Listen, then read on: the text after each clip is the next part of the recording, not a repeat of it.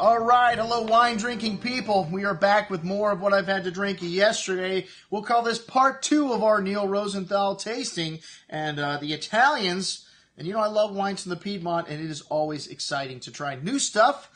Some great varietals that I've never had that I didn't know existed in the Piedmont. I was not aware that you could blend Gattinara with a grape called Uva Rara, which I know Barolo and Barbaresco by law have to be 100% Nebbiolo. I thought Gattinara did too. To look into that. Anyways, these Monsecco wines, one of the greatest finds thus far in 2014. It's not often that I order stuff immediately after I taste it, but these wines, not only were they outstanding quality, but I thought the prices were incredibly reasonable for what you got here. This is the Massotondo. Colline Novaresi is the DOC, and it is Uva Rara is the name of the grape, 100%, often used to soften Nebbiolo in the Piedmont, an old variety that's commonly mistaken for Bonarda. And like I said, they say it's used as a blending grape in Gattinara, but really lovely cherry fruit here on the nose, pretty floral aromas, and just really pleasant. The bouquet here, similar to what you find in Nebbiolo because it is from the Piedmont, but just a little bit different. A good amount of that lovely cherry fruit on the tongue with ripe, soft, round tannins, and a nice weight to the palate, and that lovely floral and earth nuance showing through on the finish. Just really unique and excellent juice.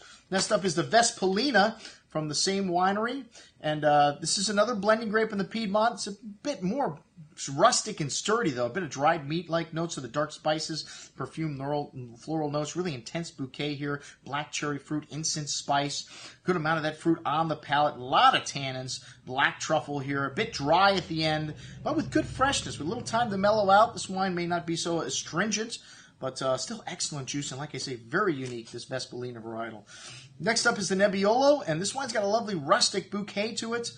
2009, rather fruit-forward and warm vintage here in the Piedmont. Dried herbs, mint, flowers, mint, tar, black spices. Nice complexity in the bouquet here, and underbrush. This wine's got a good amount of juicy berry fruit on the tongue, though. Intense spice. Some tannins on the finish here showing up. It is Nebbiolo, but everything in proportion here. That spice and floral note really rounding out the finish. Excellent juice. And then we've got the Sizzano 2007, which is a blend of all three varietals.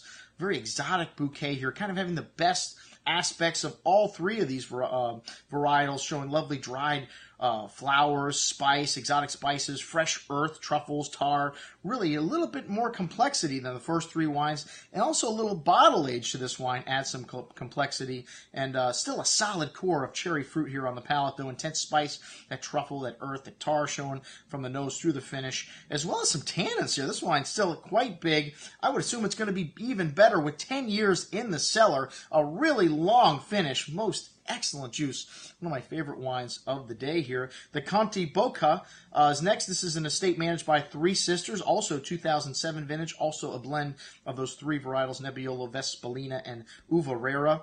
Small 12-hectare property here. I'm sorry, this is the DOC Boca. Very complex array, though. Really lovely dried floral, exotic spice notes, licorice, mint, red cherry fruit. Really seductive bouquet. Lovely intensity on the palate with this wine also. Even though it's got a few years in the bottle, still seems like it needs quite a bit of time. That red cherry fruit, zesty acidity, an array of that oriental spice, tar, and really long layered finish here. Most excellent juice. I can't believe I was not familiar with these wines before. Clerico, Massimo, Lessona, well, because they're not anywhere. I've never seen them. Most people have never seen them. Neal Rosenthal, I don't want to say he's got some of the greatest small eclectic producers in Italy, but after this tasting, I would say he's got some of the greatest small eclectic producers in Italy. This wine, a bit sandier soils here. It's a tiny appellation in the northern Piedmont. The name is Latin for I am wounded. So I don't know what the hell that's supposed to mean, but mostly Nebbiolo with 5%. Vespolina, bit of a matchstick kind of cap gun note to this wine on the second day. Really interesting how this nose evolved. I didn't notice that on the first day at all, but exotic brown spices, red licorice, some pretty floral notes. Really nice intensity on the nose. Sweet berry fruit on the tongue here. This wine finishing up still a bit tannic, and maybe a little more mellow than the 07s, but this wine's long layered. It's got a lot of freshness here and a lot of minerality on the second day, and that sulfury nuance really distinct and standing out on day two. All right, and then two of the the best wines of the day for me were these Rovellotti wines from Ghemme. Chioso de Pomi is the first one, which I believe is a single vineyard site.